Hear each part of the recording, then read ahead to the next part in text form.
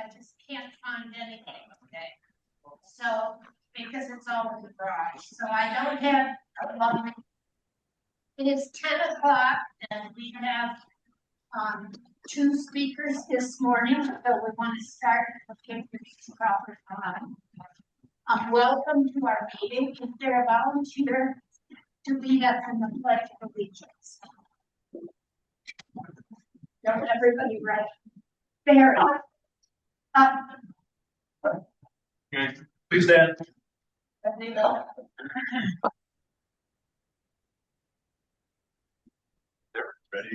Begin. Allegiance to the flag of the United States of America and to the republic for which it stands, one nation. The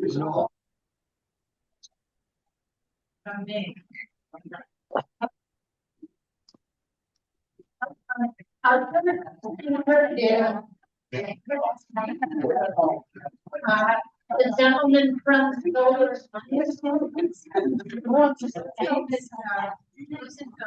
Rosenfeld, sorry about that. And we are excited to have him with us. Yeah, you want to, is that a good enough introduction or do you want to say more? No, that's good. Okay, so without further ado, welcome Jeff. Hey, Jeff's over there. Thanks. I'm a little wacky today, sorry.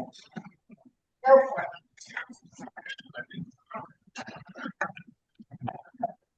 Go ahead. Please go ahead. Okay. All right. Good morning, everybody. Thank you so much for having me here. I'm very sorry about last month.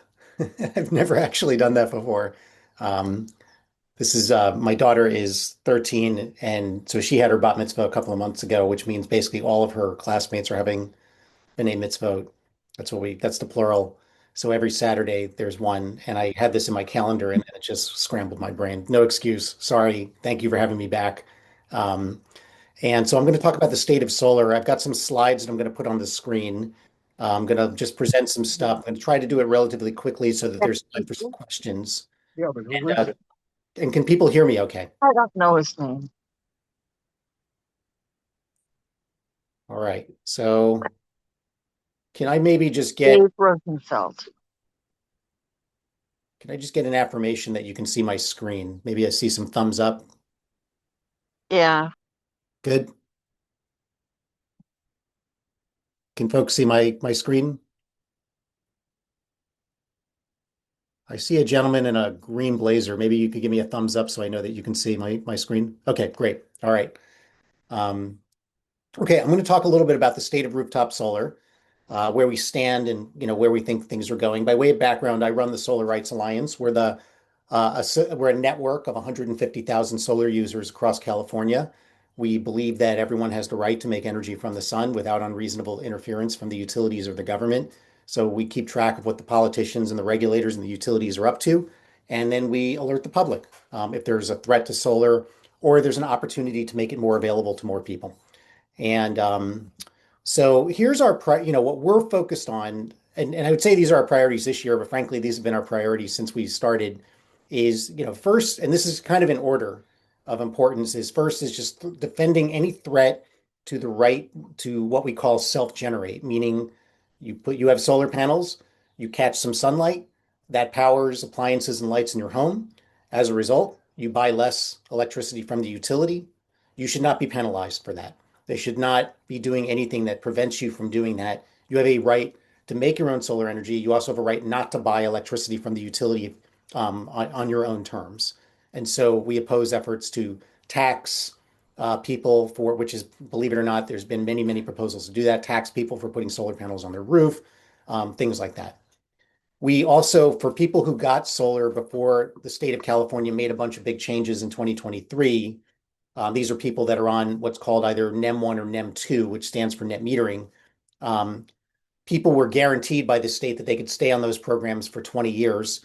And these are legally binding contracts. And so we will defend to the death those contracts and make sure that the state honors them for people that went solar before 2023, those 20-year contracts, because people made big financial commitments, and the state shouldn't be jerking people's chain on that. What I'm going to talk a lot about in a moment is about plug-in solar. We want to make that a reality this year, bring plug-in solar to California so that we can give consumers more options to catch sunlight and cut their energy bill. We're working to just grow the Solar Rights Alliance and the power that we have so that we can more easily defend and expand rooftop solar from the very, very powerful utility monopoly. There's a lot of lies that the utility spread about rooftop solar, so we spend a lot of time trying to just make sure that we're setting the facts straight. And then we're always working to educate consumers.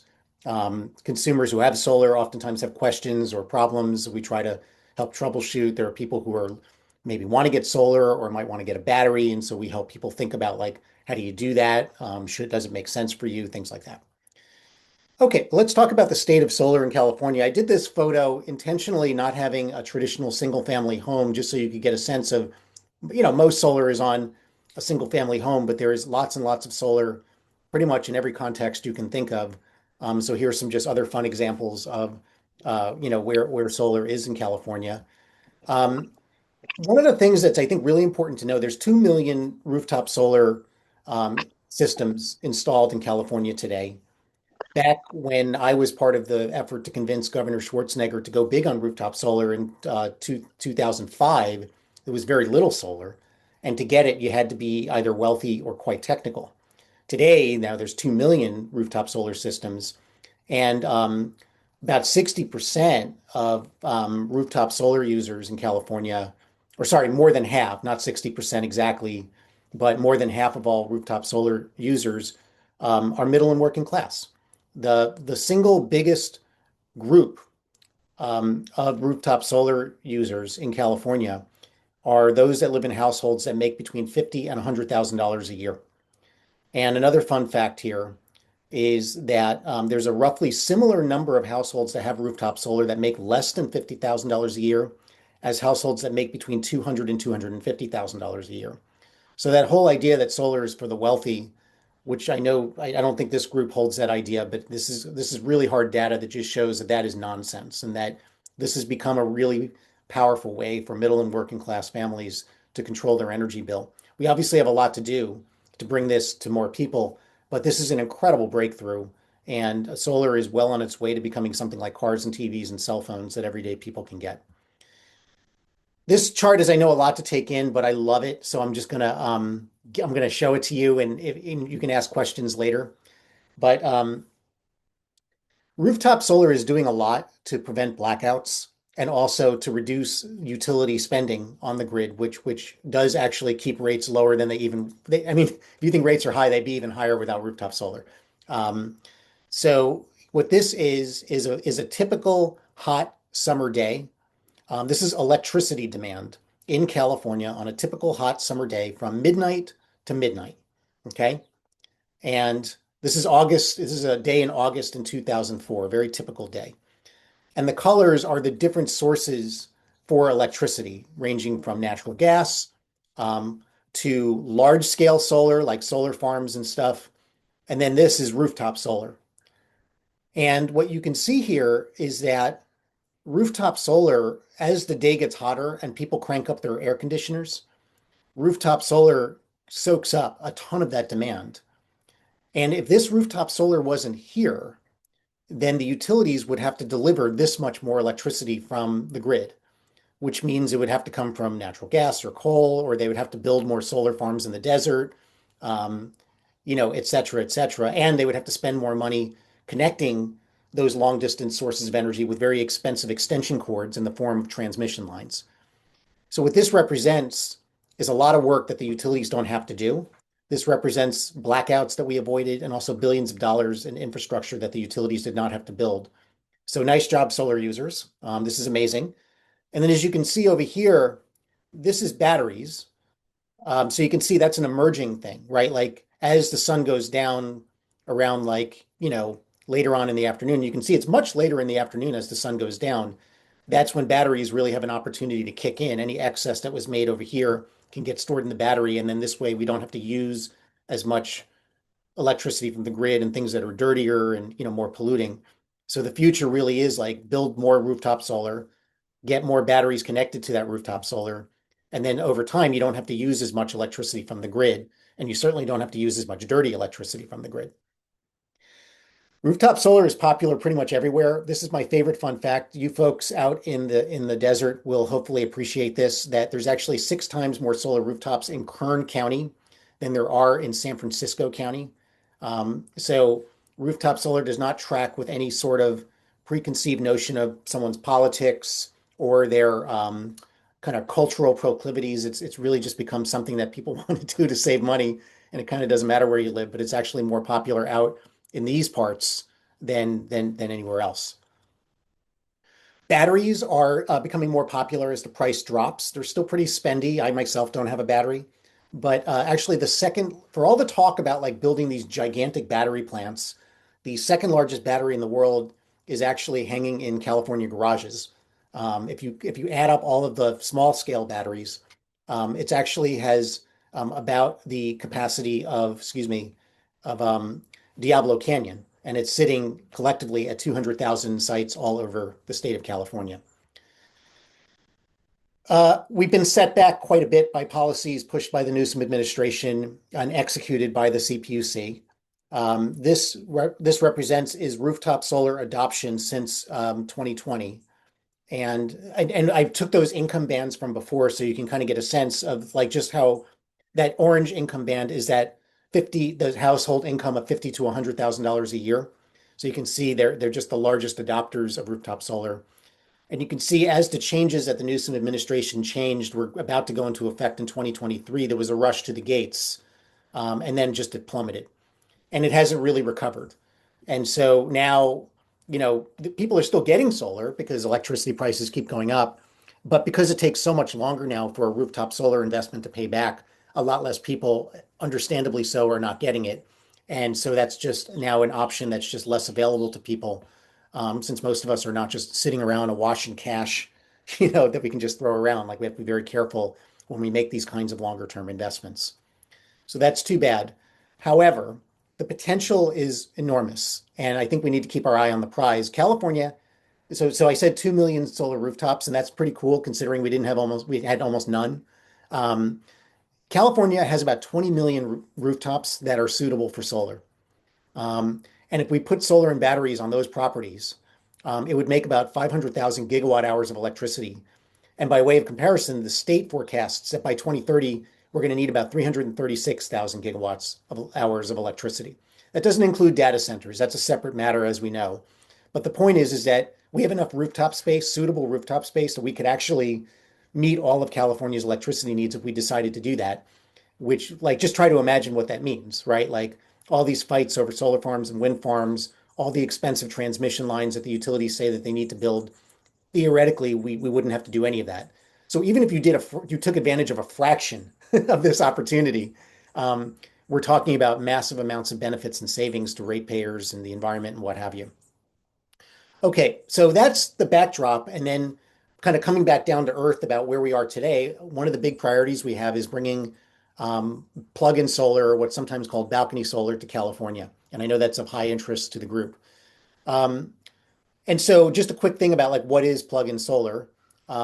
These are solar panels. They're the same solar panels that you see on rooftops, but they can be hung from a balcony, sit out on a patio, or leaned against a mobile home, or placed in a yard, and then safely plugged into a wall outlet, just like a toaster.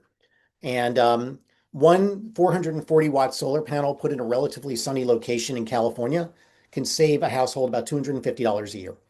They're pretty easy to set up. They're portable, so a renter can buy one, take it with them when they move, when they change locations. And as long as there's a sunny spot, you can pretty much put it anywhere. And this is and so that has really taken off. And here's how it works. Sorry, I should explain that. So you got a solar panel. The sun hits the panel. It converts the sunlight into electricity. There's a little tripod or a mounting hardware, so you can actually just set it up somewhere. Attached to the panel is a little doohickey called an inverter that turns the electricity that the solar panels make into electricity that the building can actually use. And then there's a cord, just a regular cord and a plug and all that kind of stuff that just plugs into the house. And once it's plugged in, the electricity that the panels make goes right into the home and then just powers whatever appliances and lights are needed. And one plug-in panel, that's shown here can power a fridge or a home computer, maybe a few lights. You can combine a few of these together, and on a hot summer day, you can power at least a good chunk of what an air conditioning unit is using. And it's a good thing that renters can use, homeowners can use safely, cheaply to reduce the electricity bill.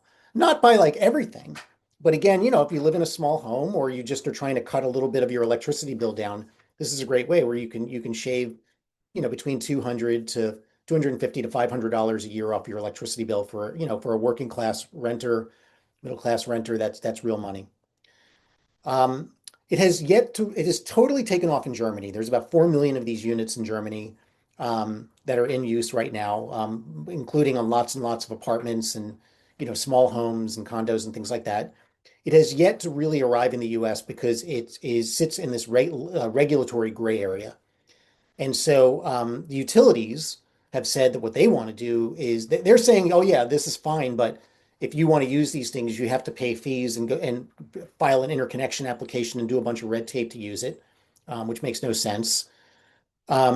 Germany got rid of those barriers. Their utility wanted to do that too, but Germany did a bunch of work to both ensure the safety of these panels and then get the utility red tape out of the way. That's why there's 4 million in use now in Germany, and it took just a few years for that to happen. Last year, Utah passed the country's first plug-in solar law, and so we want California to really step up. And so that's what SB 868 is. It's the Plug into the Sun Act, and it's intended to get these barriers out of the way and establish some safety standards. So let's talk about what the bill does. The first and most important thing is that it sets a statewide safety standard for plug-in solar panels. We do not want these things causing fire. Anytime you're doing with electricity, there are safety issues, and we take that super seriously, and we want to make sure that these things are safe for consumers. So it requires that all plug-in solar systems are certified by a nationally recognized testing lab like Underwriters Laboratory. You have seen that UL logo pretty much on any electric appliance or something like it on any electric or electronic appliance or device that you have, including the phones that are in your hands. So this is kind of standard stuff. And UL has already actually issued a first generation safety standard, and they're going to be working on this for the next couple of years, continuously evolving it. So UL is on the case. The bill also requires that balcony solar panels have a feature that shuts the device down when the grid goes down. That's important to protect the safety of line workers so that they don't get shocked if they have to work on the lines when the grid goes down. By the way, that's a standard feature in all solar panels.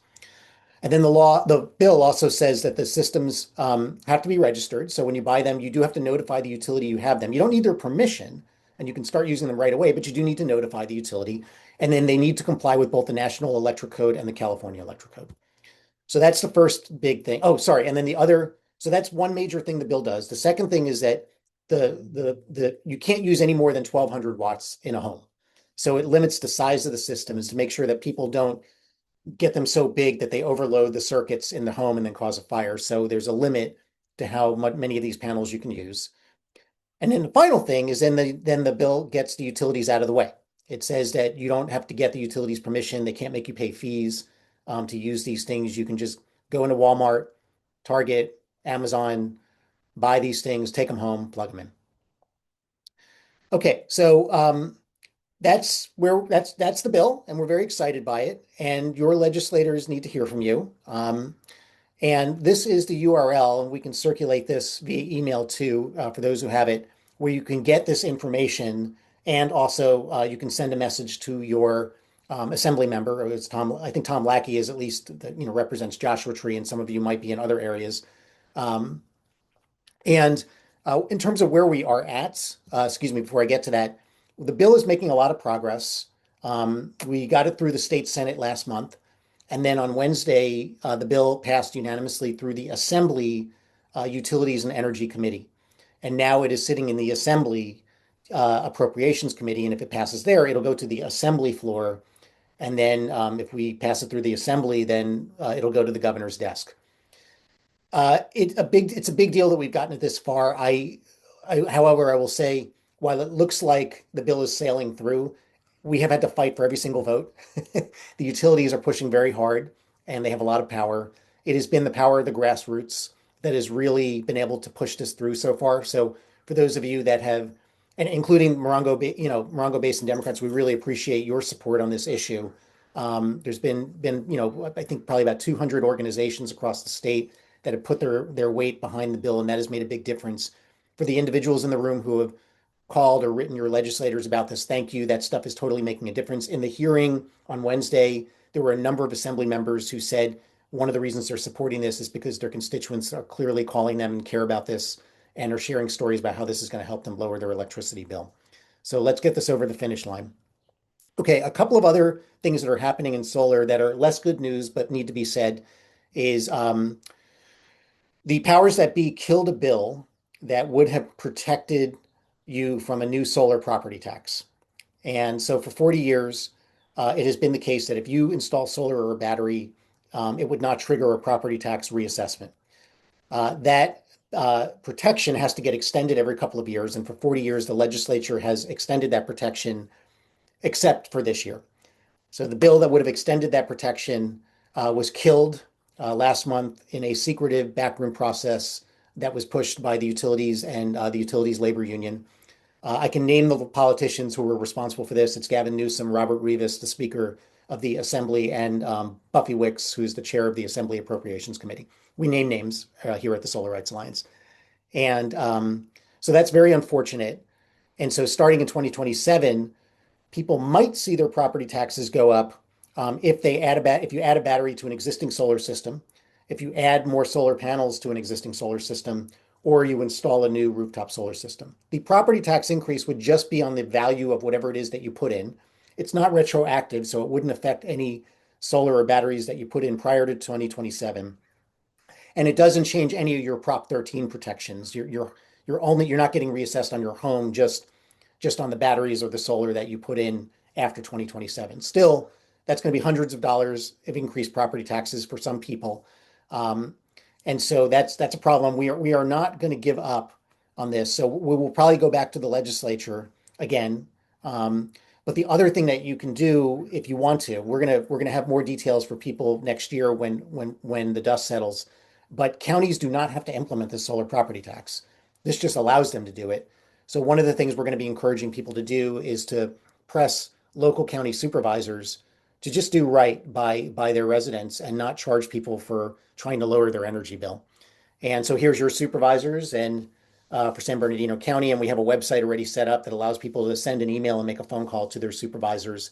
So that's something that people can do, and we'll get this effort more ginned up and organized once we get closer to 2027.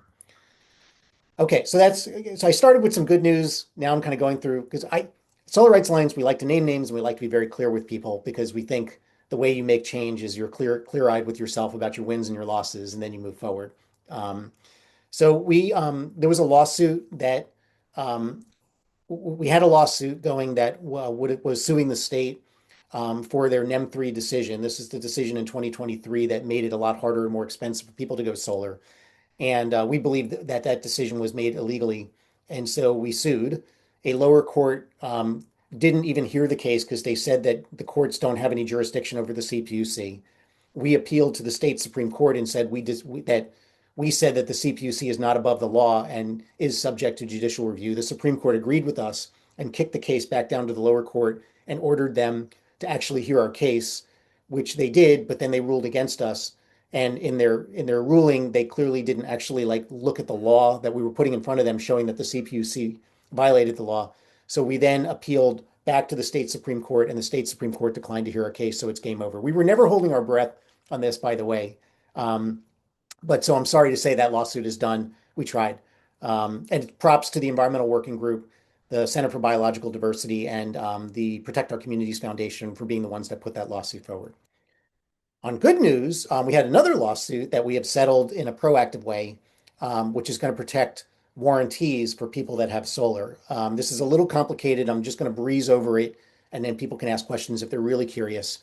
But the utilities and their labor union successfully lobbied a state agency called the Contractor Licensing Board to ban licensed solar installers from installing batteries and also banning them from repairing or maintaining batteries that they themselves had installed prior. They did this in the name of safety, except their own investigation found that there is zero safety difference between the different kinds of licenses that have solar licenses. And what it was a play by the IBEW, the Electrical Worker Union, to basically push licensed solar contractors out of the whole thing and only make it something that a licensed electrician could do. I know that sounds confusing because you might go, doesn't a licensed electrician isn't the only one to do it? There's actually two licenses you can have. One is a licensed electrician, which is like everything that you can imagine about electricity. And the other is a licensed solar contractor, which is everything that the licensed electrician studies more narrowly focused on solar and batteries. So they actually study more intently for the actual job that they do. And it makes a lot of sense. You want to create workforce pathways. And essentially, what the ruling said was those people can't do any of the battery stuff, even though that's what they've been doing for decades. So we sued. And the problem with that is that many people who install solar panels, the warranty says that if they want to later on add a battery, it has to be done by the same contractor that installed the solar panels. But most solar companies are licensed solar contractors. So this puts consumers in an impossible position where to add a battery, they might potentially have to go to a different company and violate their warranty. So stupid. And we pointed this out, and the agency was just kind of, captured by the union. So that's what happened. So we sued along with a bunch of other groups. This is our team. We got an injunction from the judge. The judge totally, was looking favorably. And then I think the CSLB, the agency, saw the writing on the wall, came to us, said, let's negotiate a deal. We did. And it's not a perfect deal, but it's enough that we're protecting those warranties. So licensed solar contractors can add a battery to a solar system they installed. They can maintain a battery that they installed, et cetera, et cetera, et cetera. So that's good. It's kind of stupid that we had to spend so much time and energy just to protect the warranty, but that's what you got to do in a state where the monopoly utilities have so much power. So some overall thoughts, and then we'll move to whatever is. There's about 20 million rooftops that are suitable for solar. I mentioned that earlier. That doesn't even include parking lots or plug-in. The utilities product is only going to get more expensive. Rooftop and plug-in solar are only going to get cheaper. The utilities know this, so their goal is to load down solar and battery with red tape and fees to make it hard for people to get it. And our focus is we want to focus like a laser on preventing and removing these barriers so that the natural progression over time, as the utilities product gets more expensive and this thing gets cheaper, consumers have that option to protect themselves. And we want to just expand that option for people. And we believe that the future is very bright and the opportunity is bright. And it's a hard fight, but the utilities have been had a monopoly for over 100 years. So for anyone to think that it was going to be easy to wrest that power away, that's just not how it works. But consumers are taking the power back bit by bit, bit by bit. And kudos to everybody who's been doing that. So the action items that we recommend are asking your state legislator to support SB 868. We've got that URL that's one-stop shop. And then if you're feeling you want to get a jump on the property tax stuff, you can ask your county supervisor, and we've got a URL for that. I think that got cut off on the screen, but no worries. We can send this information out to people. And then, we're always good for answering questions. So if you don't get your questions answered in this presentation because we're short of time, you can always email us. And we have a zero inbox policy. We try to reply to everybody. You can also give us a call. We can set up a phone call, but we're here to help you with whatever it is that you're wanting. So I'm going to stop my screen share, and that is the presentation. And I will send you the deck. Yes.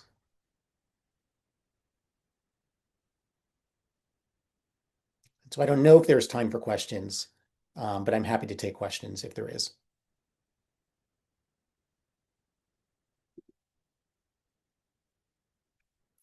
All right, I'm looking in the chat. Oh, so I'm just looking in the chat and I'll address those things, and then somebody feel free to come off mute and just interrupt. Assemblymember Wallace voted. He's in the Assembly Utilities and Energy Committee on Wednesday, and he voted yes for the bill. So giving him a call and thanking him for that vote is a good idea. Assemblymember Wallace has been generally good on these issues. Can you hear me? Yes, I can. Is there any way we could directly ask you the question, because we're not capable? We don't have our computer. I have the computer. I can type the question, but you can hear you. Can you hear us? I can hear you. Yeah, it's a little in and out, but let's give it a try. So you can hear me? Mm-hmm. Great. I've spoken with many, many people who have solar. I don't. And their complaint is always the same. They purchase electricity from SoCal Edison for 34 cents to 74 cents per unit. Well, when they have an overage from their solar system, SoCal Edison buys it back from them for 2 cents to 5 cents per unit. That didn't used to be the case according to them, I don't know. But I was, and again, I'm just a simple country lawyer, how would I know? But doesn't the California Public Utilities Commission have some say over that policy? Yes, they do. And they exercised that say in 2023 and they sided with Edison. So before 2023, the policy was any extra solar that you make, the credit you get is whatever the retail rate of solar is that day. So those of us that are on net metering 1 or 2, sometimes we make a little more electricity than our home needs. When that happens, the excess goes to your neighbor. The utility sells the power that you made to your neighbor at the same price as they would charge for the utility's power, 30 cents, 40 cents, whatever. And then you got a credit that was more or less equal to what they charged your neighbor. Your neighbor doesn't know the difference. It's the same power. They're paying the same no matter what. And then the utility doesn't make any money or lose any money on the transaction, right? Because they collected from the neighbor. They basically passed that on to you because you're the one that paid to make the electricity.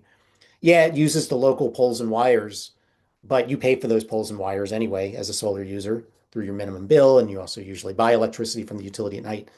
So it's a wash, right? And so it makes a lot of sense. It's one way that it helps to kind of pay off your solar system, and obviously it also reduces the amount of long distance electricity that the utility has to deliver to your neighbor. So it's a very effective energy conservation program, effectively for you and your neighbor. The CPUC ended that program in 2023.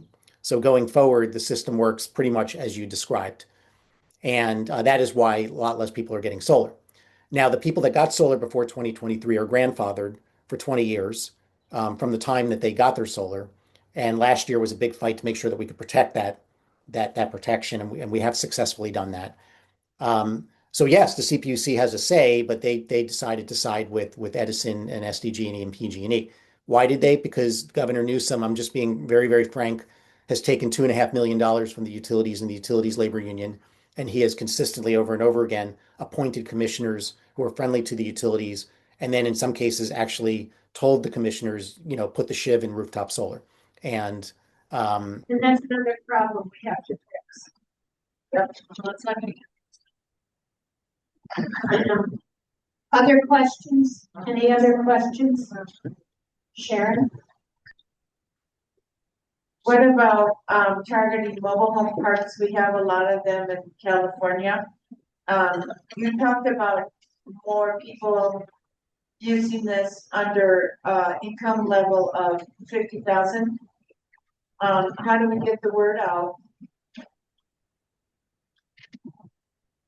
Yeah, how do we get the word out about just that data, or how do you get the word out about the opportunity to have solar? Yeah, The opportunity. Yeah. I think I don't know. I mean, I think the solar market is pretty mature. Like solar companies have their ways of, promoting their product. And my feeling is that people have to you can't really make people get it. Like it's a pretty personal choice because it involves a financial commitment of some sort. I mean, there's different ways to finance solar. Most people that have solar who are more middle and working class do kind of a lease type of thing, kind of like what you do with a car. Um, but it's still a financial commitment, even if there's no money down. And so my feeling is the best thing that we can do, that the government can do is just don't put barriers in the way. Um, don't penalize people, don't tax them, don't do things that would discourage people from getting it. Um, and then, I think we can do a lot more to just create more kinds of options for people. So that's why we're excited about plug-in solar. Like even though it's a smaller system than a rooftop system, for renters that don't control their roof. Now they get a little bit of skin in the game on the whole thing. I would love to see a program that would incentivize people who own rentals and apartments to put solar in. There used to be one that also got killed by the CPUC a couple of years ago. So I think we have a lot of work to do to kind of get the state, get the state to realize that there is enormous amounts of potential here to put a lot of clean energy on the grid and to help consumers save money. But I think the most important thing I think we need to do is just make sure that we don't put more barriers in place. And I think And I think we will do whatever you recommend we do to make that happen. okay. To create that new reality. Thank you so much. Dave, just, what's the ballpark cost of one of those panels for someone to buy? Yeah.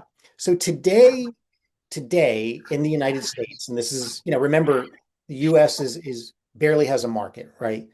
But today, like in Utah, you could get like one plug-in solar panel that's like 450 watts for about $500 to $800. In Germany, where they have a mature market, you can get that same 450 watt plug-in panel for about $300 US. So there's the price is going to start out kind of like the first number I'm giving you. And then what we expect is over the next couple of years, as the US market gets more mature, it'll come down closer to what we see in Germany today. So it's kind of like when you're getting it on your roof, it takes a couple of years for it to amortize. So you're spending $500 to save $250 a year. Yeah, I think let's say we pass this bill.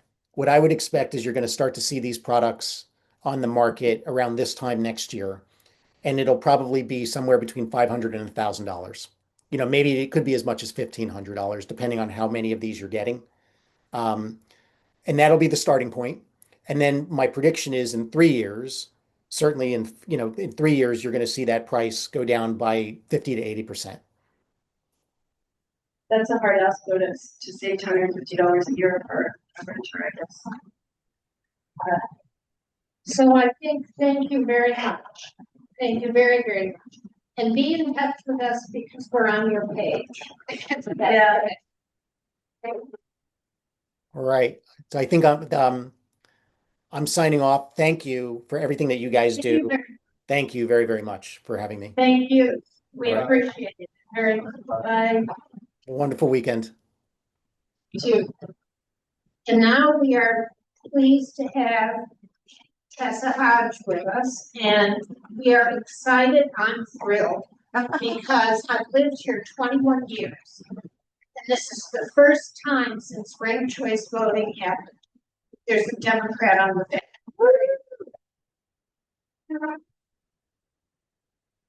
You don't have ranked choice voting? We do. The two top voters, no matter what their political party, are the candidates. That's not ranked choice. Oh, well, What is it?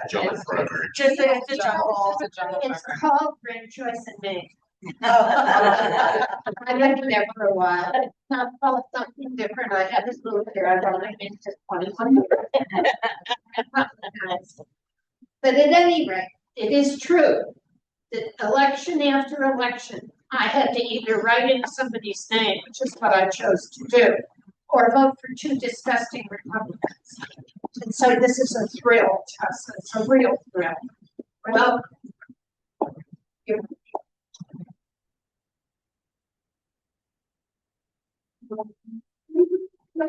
commercial was on the ballot the last 2 years. oh, yeah. I didn't pay attention. Oh. So I'm not the first in a while, but Deer Commercial was on the ballot. But yes, we have had elections in the past where it's been two Republicans. All cooking and discussing militia. Yes. Yes. So there have been elections in the past where we have had two Republicans Still thrilled. on the ballot. Thank you. I appreciate that. Thrill remains. I wanted to come out today because I'm making my rounds to all the clubs now that the primaries are over. But I wanted to start here and really thank all of you for your support in this election. This was a hard primary. you know, at various points, we had like 6 different Democrats, and there were others that were gonna get in and then didn't get in, and then we had the independents, and yeah, so this was a really hard primary, but I want to thank all of you so much for your support. And I want to kind of give you an update on what my team and I are planning for the November election, because now we've got to win, right? We've got to win in November. I'm sling that bud. Yes. So, and my team and I are still formulating our plan. We don't have all the specifics yet, but to start out, what we plan on doing within the next month. So we plan on running Spanish language ads because we do have a heavy Hispanic population in the district. And so first and foremost, we plan in the next couple of weeks to start running Spanish language ads. And we also intend to start early reaching out to the low propensity voters. Because here's the thing, we have cut into, what's his name's? Overnolte, there we go. We have cut into Overnolte's 20-point margin, oh my gosh, margin, into his butter, his fake butter. So in the past several elections, Overnolte has won by about 20 points. So in the primaries, if you add up all of the votes that went to a not Overnolte candidate, so myself, Pat Wallace, the independents, we have cut 6 points into that 20. And so that is great news. This is the first time he has been under 60% in the total votes. And so we are really, really thrilled to hear this. Now you might be thinking, Tessa, but there's 20 points and it's only 6 points, and that's still 14 points to make up. In the primaries, there is about 6 to 10% less Democrats that vote than in the general. So in the general, we expect to see about 6 to 10% more Democrats, okay? So now we only have to make up about 4 to 10% of that vote. We know that people are sick and tired of what is happening at the federal level. And while we do live in a red district, I have had many, many conversations with Republicans and with NPPs that are also tired, but they don't see another way. So part of our plan is to not just target with Spanish language ads. It's not just to target low propensity Democrats, which we are going to do very, very soon. We're going to start early targeting them with text messages, mailers, door knocking, all of those things. We are also going to be doing deep canvassing. Who here has ever heard of deep canvassing? Okay, so we have a couple. So essentially what deep canvassing is it's not just a door knock, hey, Tessa's running for Congress, you should vote for her, here you go. That's just regular canvassing. Deep canvassing is a very specialized way of canvassing that elicits conversation, and it is proven to move people on certain issues by points and points and points. So I did a deep canvassing training in Riverside County a couple months ago. My consultant is trained in it and is going to train staff for my campaign to do it. And so we are going to be targeting Republican households with this deep canvassing model, because it has been shown, like I said, to bring people on issues points and points and points in the other direction. And so, because we know that we have to target Republicans in order to win this district. And when we are able to have conversations with them, when I am able to have conversations with them, I am flipping them. I had many, many instances when I was out canvassing. I did over 600 houses on Monday and Tuesday of the election. But I had many, many instances where I would knock a door that said they were a Democrat. The person had moved, it was a Republican, and I was able to have a conversation with them, and I was able to get their vote. And they texted me, they followed up with me, and they said, Tessa, I haven't voted. I had one person say, I haven't voted for a Democrat since Clinton. And I voted for you. So we are going to flip this district. It is a narrow path to victory. It's going to be a hard fight, but I truly believe that this is the year that we are going to do it. And this started because of all of you. So thank you. Please give yourselves a round of applause. Okay, thank you. I don't want to take up too much time, so I will be here if you have any questions afterwards. I'm happy to answer them. And if you haven't given me a tour, Please. you're sitting on my subject, Deborah. There are two things we can all do to help. We can give Tessa money and we can register voters. And the third one, I just thought of a third one, is you can talk to your neighbor who might be a Democrat and hasn't voted because they're disgusted with everything and get them out to vote. Yep. So we get out to vote, we register voters, and we send money. And yard signs. Are you still selling yard signs? Yes, I do still have yard signs. We're gonna redesign them. We're gonna change up the design a little bit, and so we're taking pre-orders right now. So if you go on my website, you can order them. And then once we have them in, I will come out, next month or the month after, and I'll have a big stack and I will deliver all of them. Great. We could still use the old ones. Oh, yeah, absolutely. Yes, let me come over there with the microphone. I'll look my way over here. Yeah, I got a ton of hit pieces from the Republicans targeting you. They were very motivating. I couldn't wait to vote for you. I'm wondering, I feel like a lot of Democrats didn't do this, and I don't think I saw it on any of your stuff either, and that is a real focus on the economy. And so do you plan to focus on the economy in your campaign?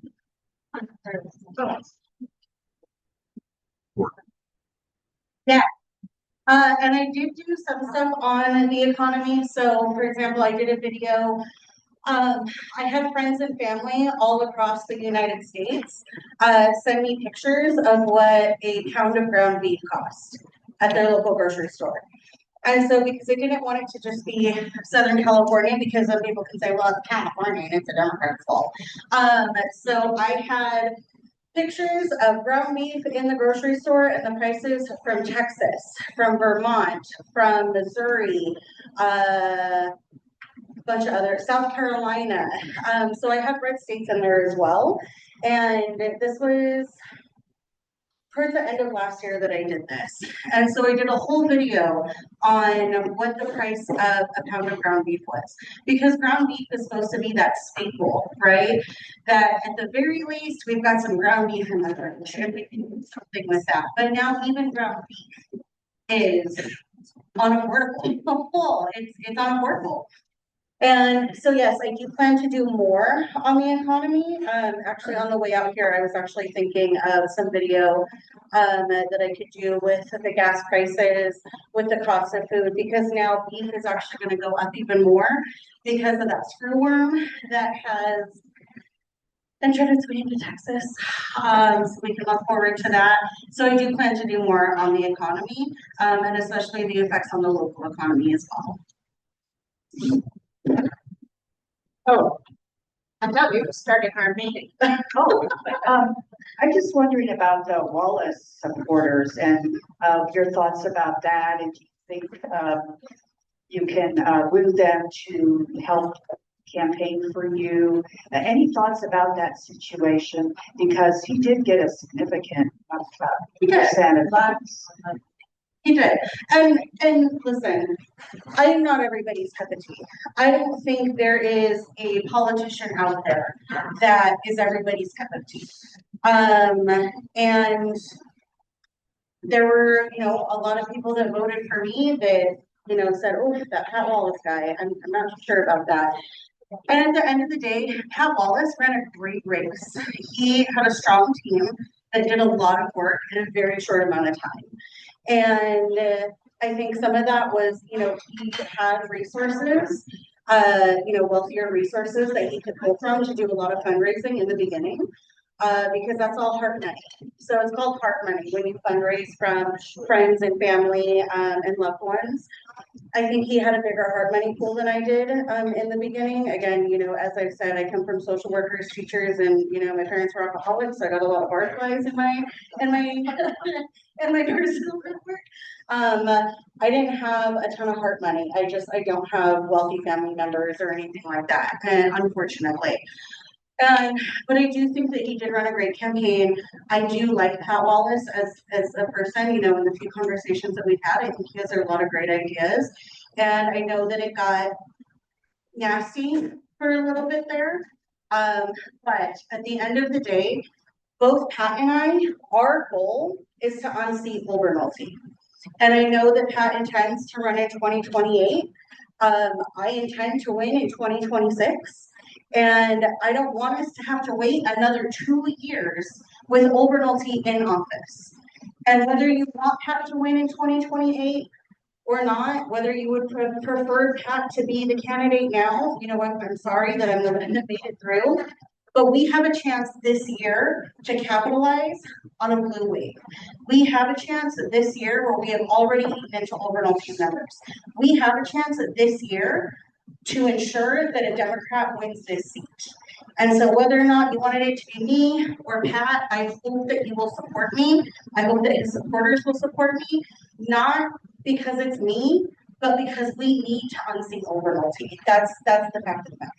Tessa, there's a question. I did deep canvassing training in a Zoom event that the Democrats had, I think, a long time ago, months ago. Some of us would like to know if there's going to be more deep canvassing training that they can become deep canvassers. I have talked to Kristen Washington, the party chair. I talked to her before the primary. I don't know if it just kind of got lost in, the hustle and bustle of primaries. But I do intend to talk to her again, so that we can get deep canvassing training, because my consultant can do it. Let me talk to him. Let me talk to Kristen, and let's see if we can. Well, the one I did was from Caden, I'm sure, and it was online, and there's a Zoom thing. So I think that resource might be available. Yes.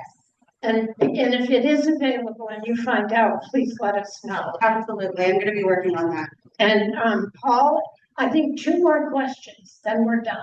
And she said she'd be available for questions after, so not completely off. Hi, Tessa. I can appreciate, well, I think everybody knows we don't need somebody telling us that the prices of food are high and gases and so forth. But that's good. So my question to you is, once you get in office, okay, what are you going to do? Because right now, I think a lot of the Democrats that we have at the federal level are freaking feckless. Oh, absolutely. Okay, I don't need to vote or donate money to a congressperson who's going to get up there and rest their hat on, well, I stood up for 24 hours, yada, yada, yada. Oh, gosh, yeah. What are you going to do to, what sort of bills, or what are you going to do to specifically, okay, Citizens United, stuff like that? Yeah. What are you going to do exactly? What bills are you going to go after? What are your priorities? Okay, because we all know everything's screwed up. Yeah. Okay, we all know Obernolte's got to go. Yeah. Okay, we all know that we're probably going to vote for you just as a Democrat. Okay, we know that, but let's get beyond that. What are you going to do once you get into office, specifically? Absolutely. Thank you. So, And good luck. thank you. I appreciate that. So you mentioned Citizens United. There is a bill in California right now to counteract some of what Citizens United is doing. We don't just need that in California and Hawaii, we need that at the federal level. We have to overturn Citizens United, because that's why a campaign costs millions and millions and millions of dollars to run. And that's why we see things like Newsom, right, going against solar, because the electric companies can donate all kinds of money to various campaigns. So we have to overturn Citizens United 100%. You mentioned that, I wanted to bring that up. What bills do I want to do outside of that? So we have to have new tax codes. We have to redo tax code to benefit those of us in this room. So my goal is what I want to push for is raising taxes on anybody making over $300,000 a year, because that's, even at $300,000 a year, I mean, that's like 3% of the population. It is such a small amount of people. So anybody making over $300,000 a year, we need to increase taxes significantly. And anybody making under that, we need to decrease taxes. And this includes household income, because a lot of times families get screwed by taxes because they make too much as a couple, as a household. My husband and I owe $7 grand in taxes this year. I have no idea how we're gonna do that. We're just kind of like, okay, we'll wait till the notice comes and set up a payment plan. I don't have $7 grand to pay taxes right now. And so we have to redo the tax code, and we have to start benefiting people who live in the everyday scenarios in these lower tax brackets. Second, we need to redo healthcare. Our healthcare is costing us an arm and a leg, and so much of people's paychecks are going to medical care, are going to medication, and things like that. And so we have to revamp the medical system. We have to revamp healthcare so that people are not paying $600, $700, $800 a month for healthcare, and then also having to pay the co-pays, and then also having to pay deductibles and all of these things.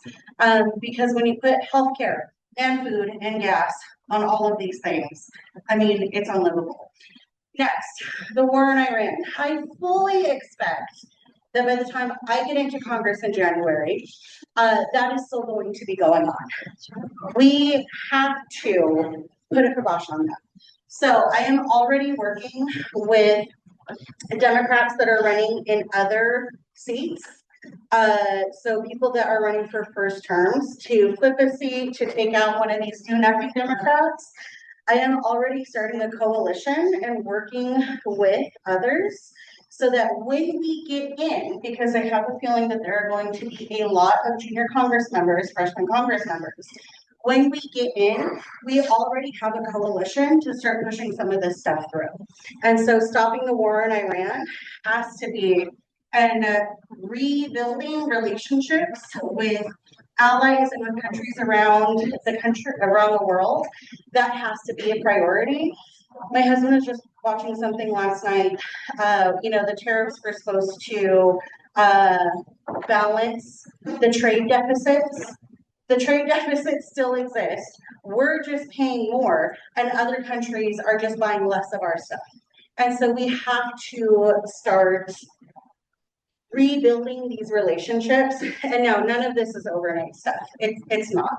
Unfortunately, Congress at the federal level, it takes forever and a day to make stuff happen. But these are some of the things that I would be pushing for, and I would be working with other legislators, other junior congressmen to help get this stuff pushed through as quickly as possible. Between now and November, I'm going to ask Tessa to promise to come back and continue the conversation. So if we don't have to have every question answered today. Thank you. Of course. Thank you.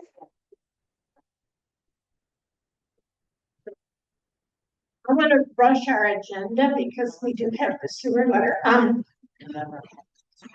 Is there a motion to approve the agenda as presented? And I would say, before I ask for the motion, we're all aware of Juneteenth, and the email had the publicity flyers, but we'll let Carrie talk.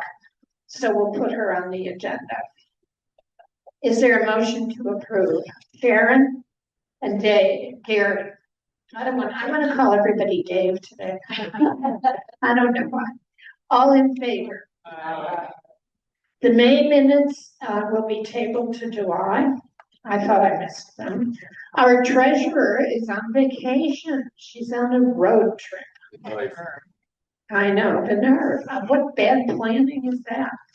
She reports that our bank account has $4,301.09. Petty cash is $109, and the bucket is $24. Speaking of the bucket, I keep having these ideas about where we can use the bucket in the name of the Democratic Club. So even though right now today we don't have a specific place for it, please keep, as you are able, putting a little money in the bucket. So when there's a family who doesn't have any food, we can go buy them food. There seems to me to be building need in the community rather than diminishing need. And if you have it in your pocketbook or heart, or both, just keep the bucket in mind. Correspondence, okay, because it was the election, I got lots of, who should I vote for? Texts and emails from members of the club and members of the community, people looking for their polling places and so forth. The county fundraiser was moved from May to June 23rd, 4:30 to 9, that's a Tuesday night, so it's a little tricky for a school night. Cash bar dinner, dancing with a live band, it's in Redlands. There are a few tickets available at the club rate of $75 each. If anyone's interested, please let me know. The Mountain Bears are sharing a table if anybody's interested. There are like 1 or 2 seats available. And then Dave Rosenfeld, who was our speaker today, was abjectly sorry for missing last month. Lori, of course, let us know the great news about Rocio coming home. That was so wonderful to hear. Lori is being commended so much for her crazy hard work. It's amazing. And yep, all of their. Oh yeah, all of you contributed money and time and effort. It's been a group effort in a lot of ways, I know.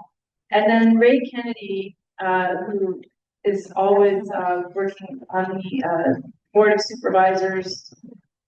There was some person in Landers who has a little motel with 9 units, wants to expand it to 42 units and add 2 restaurants and a pool and a spa and all this stuff. And there was a meeting on June 4th, and I do not know what the upshot was, but well, it's later on. It's like playing whack-a-mole. We get one project defeated and the next one pops up. And it does feel like whack-a-mole. But so far, the Joshua Tree project was scotched, forever dumped. Hallelujah. It's not forever. There's more work to be done related to Lovemore, but that first progress is good news. Excellent news. Oh, and the 2 and 29 homes are both almost dead. The 2 and 29 homes, I'm just repeating so everybody can hear. Stephanie reports they're almost dead. They're on death watch. The solar one, that was canceled. Yeah, that was done. That was dead, the solar field. And then Upland does not look good. Yeah, that one's also, I think, just about it. Yeah, it's on its way. That's so exciting. Do we have an update on if the company proposing the solar development, what their progress with the state is? Because they did go to the state agency and try to get approval there. I don't have the latest. Yeah, that could still happen, but I guess it's unlikely. Well, from what I've heard, the solar plant, that one's dead. It's going. I don't know about them going to the state. I haven't heard nothing about it, but that one's dead. They said they were gonna go to the They state. said they was, but we didn't hear nothing else about It it. would be very expensive, and I don't think technically they even meet the criteria. So, but they said they were gonna do it, so I was wondering if there's been any. Okay. The Copper Mountain Mesa Community Food Distribution Project. First, the good news is it's successful. In the months up to now, we've given $500, and that's very generous and very good. And they are very, very grateful. The difficult news, it's not bad news, it's just frustrating news, is they can't make PayPal. They can't make PayPal do the automatic recurring donation. So right now, we have to physically ourselves on June 1st, make our donation. And that's been difficult for some people. So I volunteered, I'll collect your money and in one fell swoop, I'll make a monthly donation if that works better for you. And Kelly, who's one of the organizers, is going to be on the board. So she's stepping back from direct engagement, so there's no conflict. But she said one of her first priorities is to make them take monthly recurring, to set that up from their perspective. So there's hope on the horizon. On the board of that. Yes, yes, on the Copper Mountain Mesa Community Center board. So there's hope in the future, but right now the project is working and they're really excited.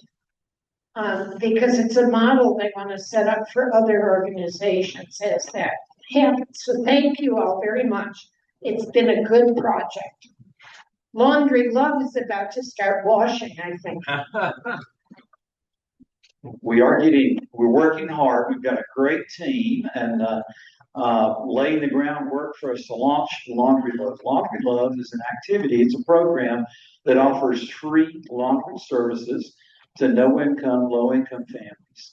Our goal is to launch in September, which will be the beginning of the school year. Imagine children who, so many of them, who go to school with dirty clothes, and imagine the impact that has on their lives. So we're excited about putting this foundation in place to be able to launch in September.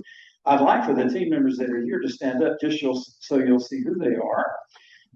This is our organizing group, along with Diane Greenhouse, who's here with us online, and along with Robert Zuniga, who's one of the National Park employees who's helping us with all of the technology. So we have and Mary also. So we have a group of around 10 people who are part of this foundational work that we're doing to start Laundry Love and launch it in September. We have made some serious progress. Our local chapter is registered with the National Organization of Laundry Love. Laundry Love has 3,600 chapters, local chapters around the country, impacting tens of thousands of families. So we're excited to be a part of that. Our chapter is officially registered. We have our laundromat chosen. It's going to be the one in Yucca Valley. We're excited about that. They're excited about us coming. Our giving platform is completely in place. We have a link that you can access and click on. It'll take you right to our specific donation page for our local chapter. We have a QR code that you can simply scan with your phone. It'll take you right to the donation page. It's all in place. We have, as a team, been sending the link out and QR code to all of our friends by email, giving them the link so they can give, and also connecting our friends on Facebook to that link and to that QR code. So it's just easy to give. It really is. Now, some of you signed up a couple of months ago, I think, or a month or so ago, to give on a monthly basis to support Laundry Love. Please start giving if you can. We're building that fund. It already is significant, but we need to make it more significant. Our budget is $500 a month to make this happen for 10 families, washing 8 loads of clothes once a month. And that's significant, very significant. So the budget is not huge, but we need help with the budget, that's for sure. So if you did sign up, we've got your email addresses and everything. Liz is going to, she hasn't already, send you the link. So now you can just simply click on the link and then you can give your either one-time donation or your monthly donation. If today you're interested and you would like more information, or you would like to have the link, please see Liz or see me and we'll sign you up. We'll get your email address. We'll send you the link. You can send it to friends and family that might be interested in making a one-time donation. Guys, $1 makes a difference. 5, 10, whatever, if it's a one-time donation or if it's a monthly thing. We had wonderful stickers for our buckets. printed and done by Roadrunner printer in Yucca Valley. They're fantastic. I would like well, first of all, I want to thank Diane. She's not here today, Diane Greenhouse, who serves on the Morongo Basin Health District Board. She was able to get a place for Julie, my wife Julie, a time for Julie to come and share about Laundry Love, about 10 minutes with the board, and it went great. Everything I've heard, I'm not saying that just because it's my wife Julie, but it did go really, really well. Diane said so, and she is making a specific recommendation that Laundry Love perhaps, potentially, hopefully, would become a program supported by the foundation. And that would be tremendous. We don't know yet. The next meeting's in July, but thank you, Diane. Just to close, I wanted Liz and Gary perhaps to talk a little bit about what we're doing, visiting businesses and sharing the buckets, leaving the buckets for people to drop a quarter in at different businesses. We're finding, I'll just let Liz say a word about that and then we're done, Paul. Yeah, we'll keep it short. We've been visiting small businesses, not corporations, but locally owned places, and describing the program to them and explaining that we'd like to put a bucket on their counter. They're more than willing to make their own donation from the corporation or their company, and then we'll list them as a sponsor. We're going to make up a poster to hang up every month when we do the program that says sponsored by, and that's advertising for them in return. So we've got so far 2, 4, 6, 7 stores have agreed to take a bucket in just a week's worth of asking. So that's huge. And then we're starting to build up our donors. But we're going to need more because we have a minimum requirement in order to become fully functional before we have our first event. So if anybody has already promised to pledge, you could just scan the bucket, or we can send you to love.org/Yucca Valley. We'll send them on. Yeah, right. But if you haven't signed up, that's where you need to go. Thank you. And I would say that I have a collection of quarters, which I guess I'll hold on to until September. Or you want them now? But that's different than my pledge. This is extra. And do you want, no, it's a good question. I mean, I'll get rid of my quarters. You want them now? Yes. Instead of. Because we just have to build up in order for it to become this list that's fully functional. Okay. Thank you. Deb Bollinger, talk about the fascism signs. Or mention it again and maybe we'll get a few more volunteers. Yes, we moved to a morning schedule on the first and third Saturdays.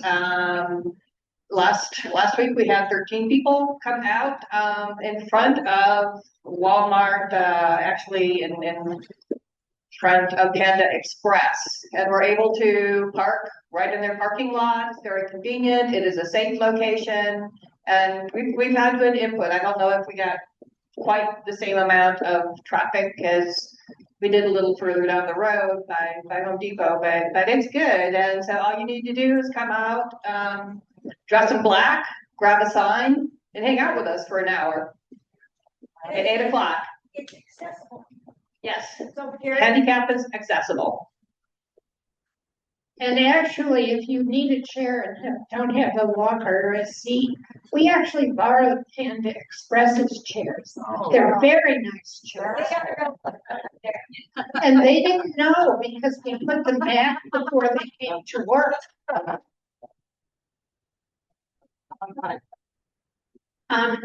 Each of your pages had tables. Yeah, I'm in bold. On the table is the revised. Remember last month we shared the whole sewer project document and empowered Jeff and Aaron and others to revise it, and it is now on the table. And I'm not inclined to read it. I have read it, and it's lovely and short and to the point. It takes into account all the comments made last month. So I'm wondering your pleasure. Is it all right if we just have a motion and pass it this month? Johnny? Johnny's first. Oh, you were moving. Oh, I thought you wanted to talk. Gary, were you? Oh my golly, we have a motion and a second. Yes, Gary.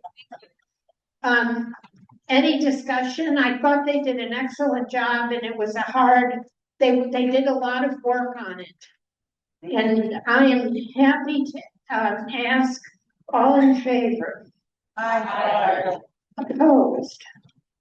It is passed. Yay.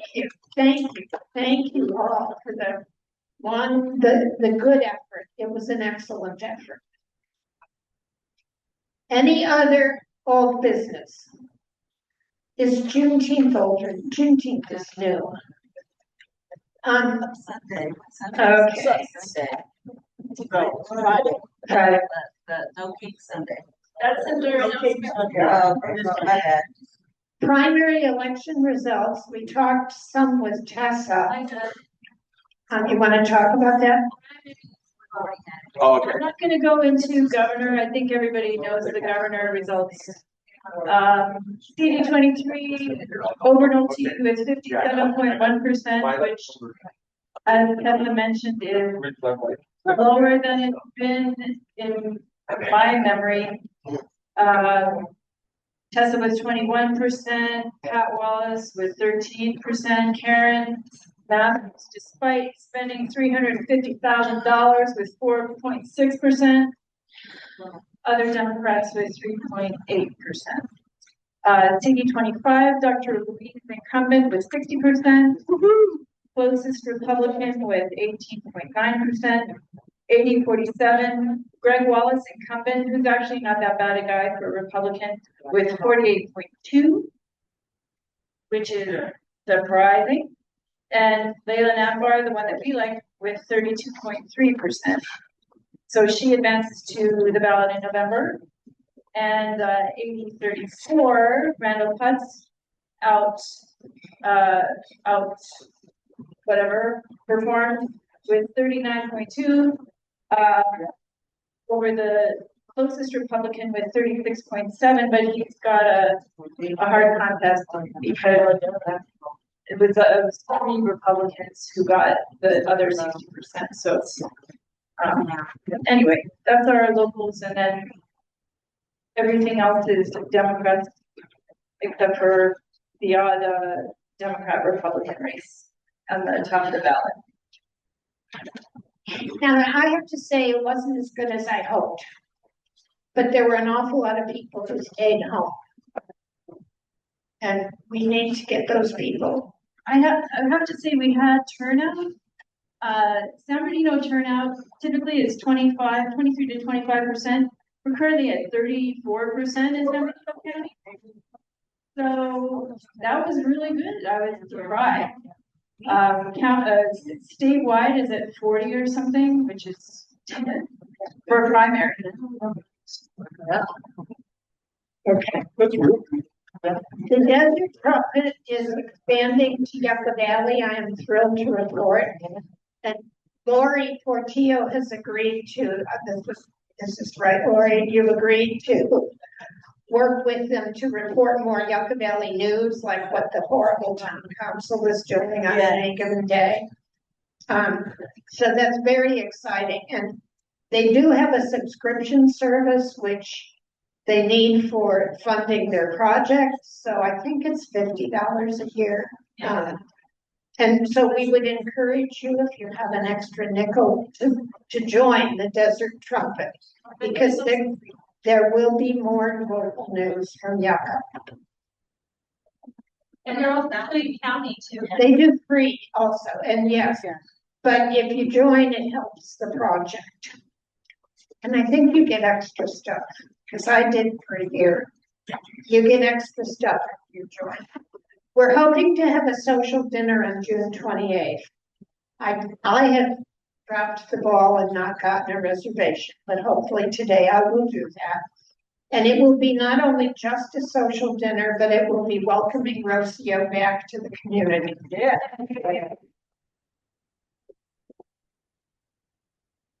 Terry. Juneteenth. Next week, next Friday, at the same location, which is not Sky Park. I'd like to see everybody come out. We're doing something a little different. We do something different every year. This year, we're actually gonna do the flag raising at Not Sky Park at 11:45. Everybody that comes out can participate in the little march that we do. We're looking for a good time. You know what? City Hall has not partnered with women of color this year, so we're doing our own thing. Say the location again and time. Not Sky Park, the flag raising and the marching is at 11:45. We start exactly at 12 o'clock. So we have some good speakers coming out. We have the principal from Palm Vista that's going to be our guest speaker this year. And that was the school that it was closing down, was Palm Vista. So we got a lot of family events. We got some food vendors that are local. We have some local talent coming out from the high school as well. We have a young man, well, I call everybody young. Anybody older than me is young. We have a gentleman coming from Coachella Valley. His name is Roger. He used to be a radio announcer. He said he's gonna woo all the women. So this I have to see, okay? So please come on out and be a part of it.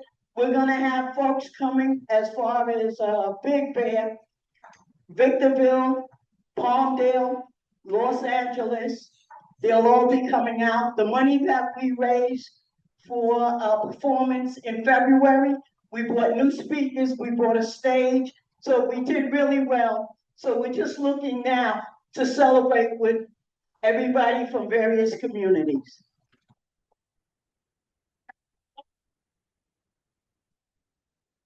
It went out of my head. Carrie and her sister have done a wonderful job and we need to be supportive. I know what it was. So for years, Deborah and Joanne Bolin went and registered voters at this event. And Carrie and the new organization has taken over voter registration. And there will be a voter registration booth there. And that's going to continue, I hope, we hope. Over the summer, they're going to use our spot at the farmer's market and start registering voters, which is an exciting and wonderful bit of news. Yes. That Carrie can't be stopped. Which farmer's market? Well, we could do them all, but the one that's gonna be for Juneteenth, you'll know it because it's gonna be lit up. So we're looking to register. Last year, what was it, 7, 8 people we registered? Okay, this year we're looking to push out at least 20 folks, new registers. So we got, the booth will be running all day long because we got people now to man the booth. I got a sister that just came in from New York. She said she'll sit at the booth.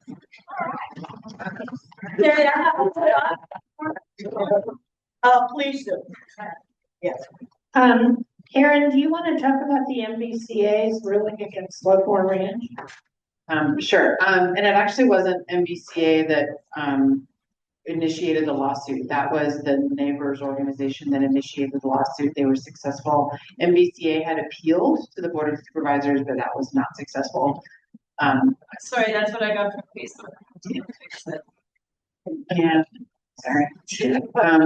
Anyway, so that's great news that there's been at least this preliminary success relative to Leghorn Ranch, but there's more work to be done. And I understand there's another hearing, I think, in December. Yeah, That's what it says. Are we participating in our no caves? Yes, and I was going to call on Miriam. I'm sort of running around the agenda. Sorry.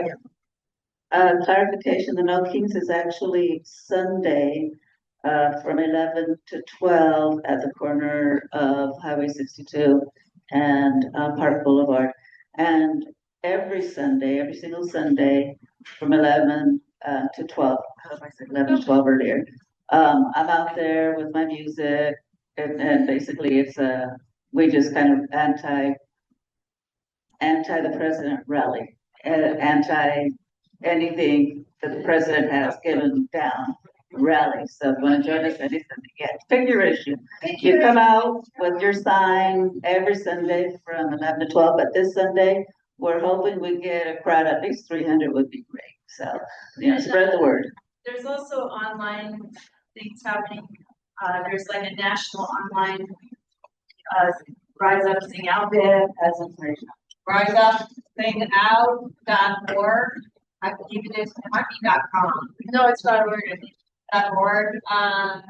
And you can live stream the event. Bette Midler, there's a lineup in New York who are all doing a counter programming thing, so nobody is watching what's going on with Trump. And hopefully, they're actually 4:30, I think, but you have to go online to their website and register, and you'll get the live stream link. It's free. They envisioned that there would be watch parties. The only one that I know of is in the Coachella Valley, but y'all get together with your neighbors and we do it.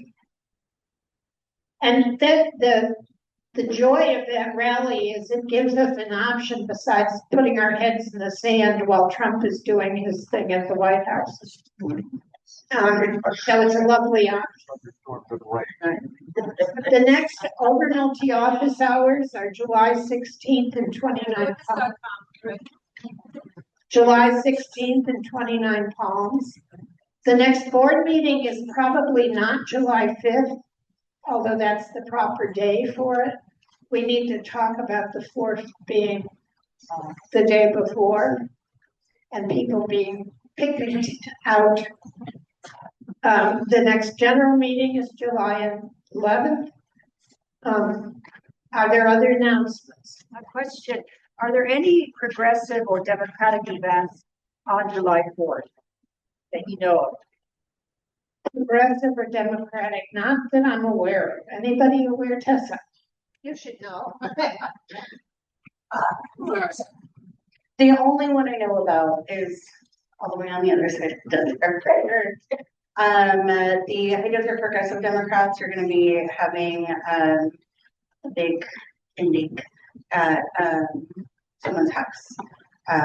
So if you would like to join, please feel free, but I know that's like quite a drive. Where is it? Where? It's in Phelan. So it's from my house in Victorville, it's like 30 minutes. So it's about a 2-hour drive, but we would love to have you all.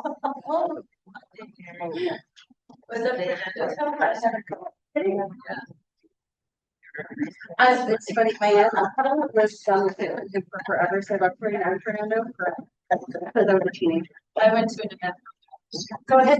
Hi, my name is Sharon Rose. I've lived here about 2 years and I've been active with this club.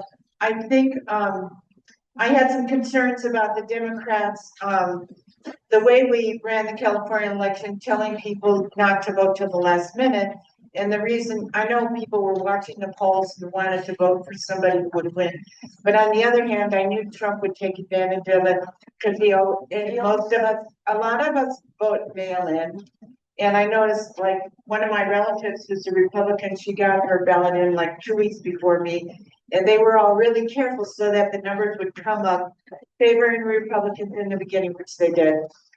So anyway, I hope we're working on getting rid of that top 2 name. I don't know if there's any bills going on. Double primary. And then the other thing is I myself am considering running for the water board. I'm in District 1. I wasn't going to think about it because I thought Sue would run again. She's a Democrat. I wouldn't get involved. Not a Democrat. Oh, you're not? She's a big Democrat. Oh, thank you. Oh, right wing Republican. No, I will say though, I did not know. Sue Tsuda. Anyway, she says she's a Democrat. Anyway, she's not going to run. So anyway, I'm considering it. and I'm doing my research now. I was on the Goleta Sanitary Board for 3 terms, ran successfully one, I was on 12 years. I understand water issues. I covered the potable water board.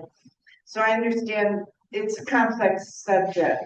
You have to think about purchasing water, underground storage, chemicals, pipelines, so many things. So it's a long learning curve. Anyway, but I'm exploring whether it's something I should do, and just wanted to let you know I'll report next month.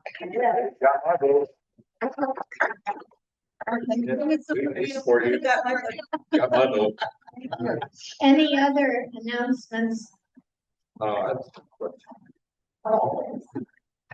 It's been a while since we had a potluck. Are we gonna, come soon? I wanna make another big pot of gumbo to bring. Make that our social.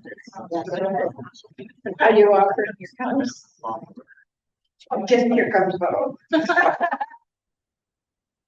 I've got a room. I'd be happy to host. Saturday.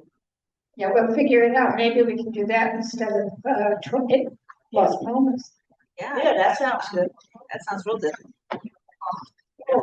Yeah, good. I'll take a look. That works out. We'll take it under consideration, because it would be maybe too many people. I got a big space. It's hot though. It's hot out. Do you really want, it's hot, it's hot as hell. I just started at 9 o'clock. This is a personal thing. I went to Whidbey Island in Washington State for 4 days. And people are wearing short sleeve, maybe long sleeves, and a little jacket and whatever. I have 2 wool sweaters, wool socks, a scarf, a hat. I'm freezing to death. So maybe you can get used to the heat. Is there a motion to adjourn? I got one more. Oh, Liz. Sign up to pledge for laundry love, there's a sign up sheet. Oh, a pledge sheet for Laundry Love is on the table now. So if you haven't pledged and would like to, sign up before you leave. Now may I have a motion to adjourn? Gary and Johnny, we don't even have to write it down. Gary and Johnny, they switched positions. All in favor? Oh, good meeting. Thank you. Yeah.